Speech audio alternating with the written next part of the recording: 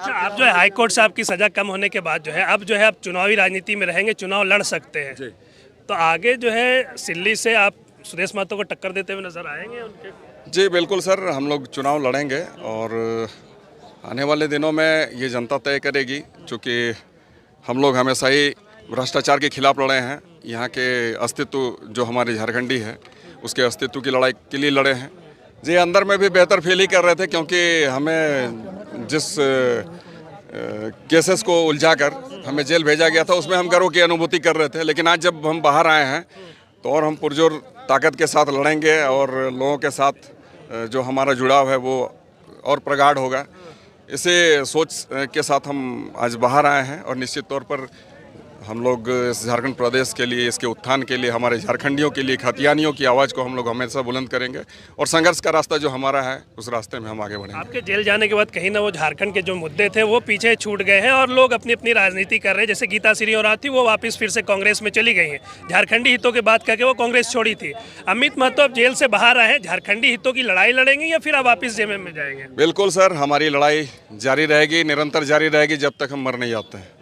संघर्ष हमारा जारी रहेगा और सिर्फ हमारे यहाँ के लोगों को जो उसकी अस्मिता के साथ, उसके अस्तित्व के साथ खिलवाड़ किया जा रहा है तो ये होने नहीं देंगे। इसके लिए हम अपनी आवाज़ को हमेशा बुलंद करेंगे और हमारा संघर्ष का रास्ता जो है रहेगा पहचान के लिए। जिंदाबाद जिंदाबाद। आप जो है वापस जेएमएम में जाएंगे या अपनी पार्टी से ही राजनीति करेंगे आगे? बिल्कुल सर, हमारी जो खतियानी झारखंडी पार्टी है जिसे लोगों ने काफ़ी उम्मीदों के साथ बनाया है, तो हम इसको लेकर ही आगे बढ़ेंगे और जितने भी हमारे अवरुद्ध करने वाले लोग हैं, जो हमारी झारखंड का विकास नहीं चाहते हैं, यहाँ के खतियानियों का विकास नहीं चाहते हैं, उसके खिलाफ हम संघर्ष करेंगे। क्योंकि हमारा एकमात्र मकसद है कि जिसके पास खतियान है उस व्यक्ति को आप पहचान दें और उसे जीने के लिए समुचित रोजगार उपलब्ध करवाएं।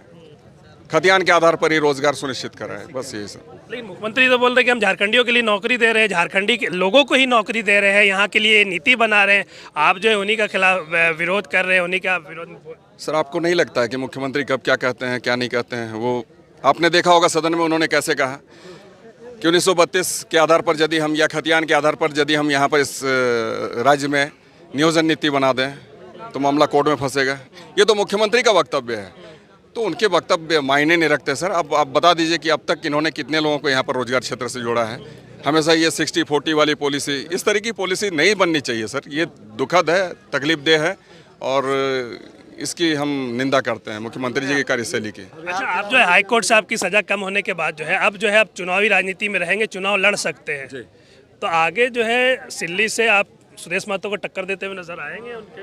जी बिल्कुल सर, हम लोग चुनाव लड़ेंगे और आने वाले दिनों में ये जनता तय करेगी, क्योंकि हम लोग हमेशा ही भ्रष्टाचार के खिलाफ लड़े हैं। यहाँ के अस्तित्व जो हमारे झारखंडी है उसके अस्तित्व की लड़ाई के लिए लड़े हैं। तो आने वाले दिनों में सर हम लोग आगे बढ़ेंगे। ये जो लोग आए हैं इतनी भारी संख्या में, इनके लिए आप क्या कहेंगे? आप अपनी हौसला बुलंद रखिए, हम लोग आपकी आवाज़ बनने की कोशिश करेंगे, बनते रहेंगे। और जब तक हमारी मंजिल हमें नहीं मिल जाती, हमारी मंजिल बस यही है कि खतियान के आधार पर पहचान मिले, खतियान के आधार पर रोजगार मिले। और इसके लिए जैसे भी शक्तियों से हमें मुकाबला करने पड़े, चाहे भ्रष्ट अधिकारी हो क्यों नहीं, भ्रष्ट पदाधिकारी हो, चाहे वो BDO CO या फिर DC क्यों ना हो, या फिर भ्रष्ट नेता क्यों नहीं हो, विधायक हो, सांसद हो या फिर मुख्यमंत्री क्यों नहीं हो, हमेशा हम लोग उसके खिलाफ में आवाज़ उठाएंगे, उससे टकरा नहीं।